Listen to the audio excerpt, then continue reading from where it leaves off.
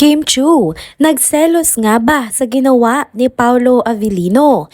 Kim Pao, nagpasabog ng kilig sa Santiago City. Chemistry na hindi maitatanggi. Paulo, pinagtanggol ng mga fans sa mga bashers. Tara, kwentuhan muli tayo.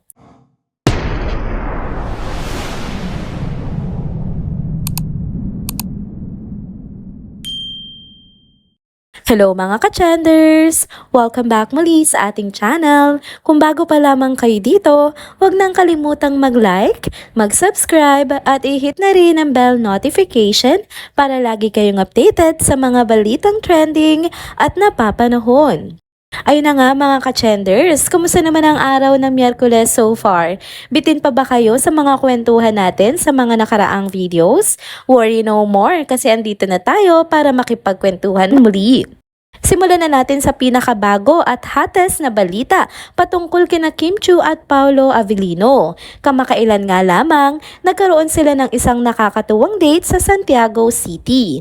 Alam nyo ba, kinabahan daw si Kim Chu na baka maagaw pa ng ibang girl si Paulo Avellino. Kaya naman hindi na nag-atubili ang aktres at sinundan talaga niya si Paulo sa Santiago City nitong Lunes. Pero teka lang, hindi ito kung ano-ano lang ha, kasi hindi ito isang ordinaryong pagkikita lang. Ang totoo niyan, magkasama talaga sila sa isang malaking event na ang Balamban Dance Festival Grand Concert sa Santiago Sports Complex. Si Paulo na nga ang nauna sa lugar dahil may dalawang event siyang dinaluhan doon.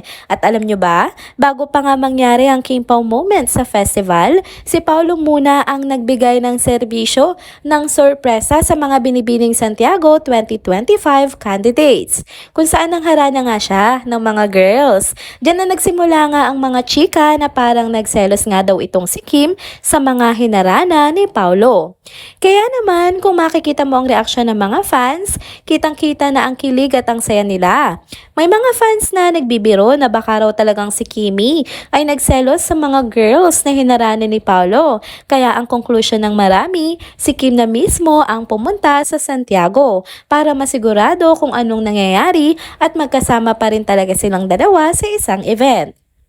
Pero huwag kayong mag-alala dahil sa mga solid Kim Pao fans dyan, kampante sila na trabaho lang naman ang nangyari kay Paulo sa mga hinarana niyang girls. Alam naman nila na si Kim lang talaga ang tanging babae sa puso ni Paulo. Masaya na raw sila dahil sigurado naman si Kim kung nasaan siya sa buhay ni Paulo. At itong mga ka-chenders ang mahalaga, magka-date daw sila sa Santiago City. Kahit ano man ang mga kwento nga ng netizens, ang pinakamahalaga ay magkasama sila sa espesyal na okasyon na ito. At mukhang masaya naman at nag-enjoy naman talaga sila sa isa't isa, di ba? So ganyan ang kwento ng Kim Pao sa Santiago City at sana lang hindi tayo mapagod sa pag-aabang pa ng mga updates patungkol sa kanila at pagtangkilik dahil siguradong marami pang mga ganap ang susunod. Next topic tayo mga ka-chenders. Nasa bagong kwento na nga tayo na tiyak magbibigay pansin sa mga Kim Pao fans at sa mga hindi pa fan ng tandem na ito. Kamakailan nga lamang, nag-viral ang isang incident patungkol kay Paulo Avellino at ang mga ginawang paghalik nga nito sa kamay ng mga kandidata sa beauty pageant na Binibining Santiago 2025. Ayon nga sa mga reports online, si Paulo ay isa sa mga special guest sa nasabing event.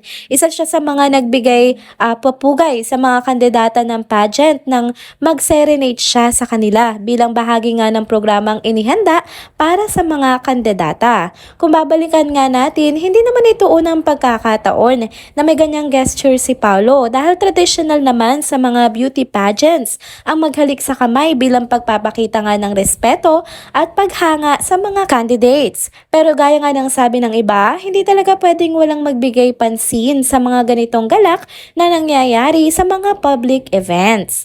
Isa sa mga hindi pinalampas ng ilang netizens ay ang ginawa nga ni Paulo sa isa sa mga kandidata. Ipinunto nila na hindi raw akma na maghalik si Paulo sa kamay ng isang kandidata, lalo pat kasama niya nga si Kim sa nasabing event.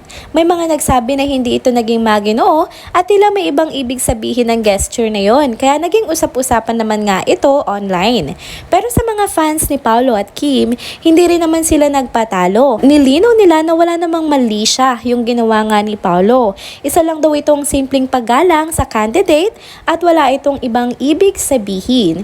Kung titingnan nga natin, bahagi ng trabaho ng mga artista katulad nila Paolo at Kim ang makipag-interact sa mga tao sa iba't ibang paraan at sa ganitong klaseng event. Natural lang na magbigay ng ganitong gesture ang isang guest para sa ganitong pageant nga. Kaya sa ganitong mga issue, medyo mahirap din magsalita agad nang hindi natin nauunawaan ang buong konteksto ng mga nangyari. Sabi nga nila, hindi lahat ng ginagawa ng mga public figures ay may malalim na ibig sabihin.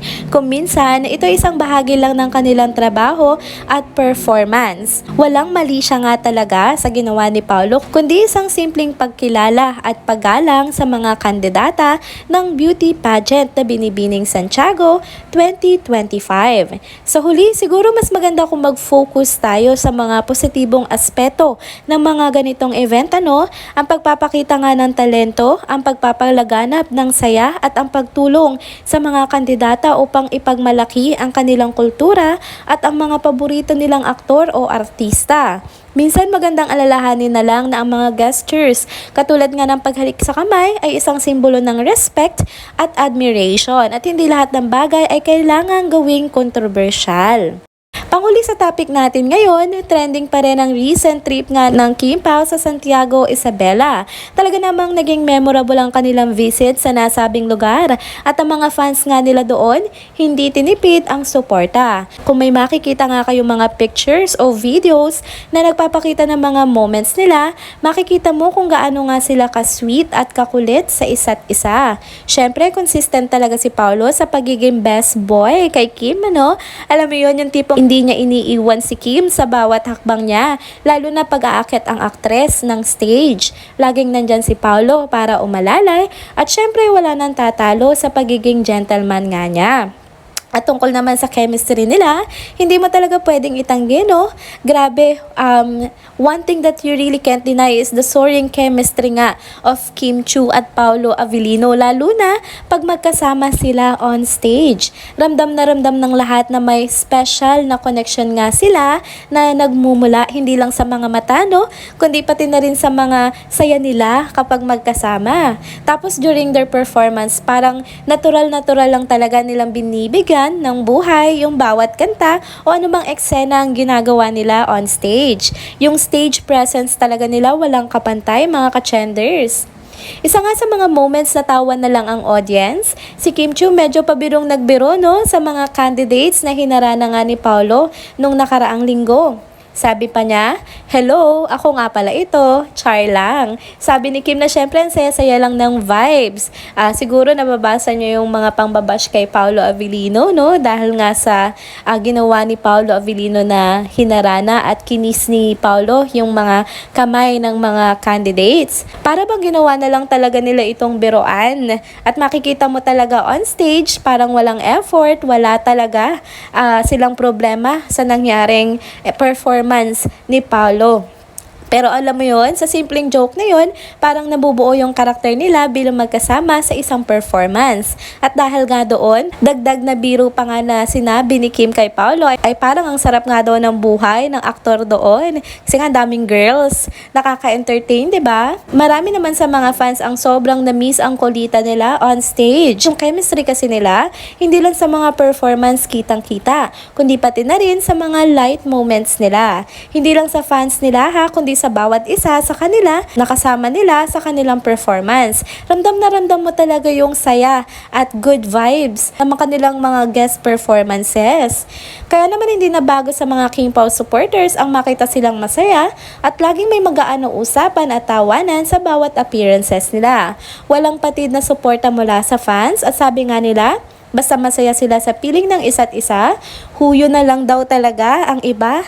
Wow naman! Talaga naman masarap ang maging parte ng isang pagmamahala na puno lang ng saya at suporta. Kaya Kim Pao, sana magpatuloy pang inyong saya, At kami mga fans nyo, lagi lang nakasuporta sa inyo. Keep spreading the love!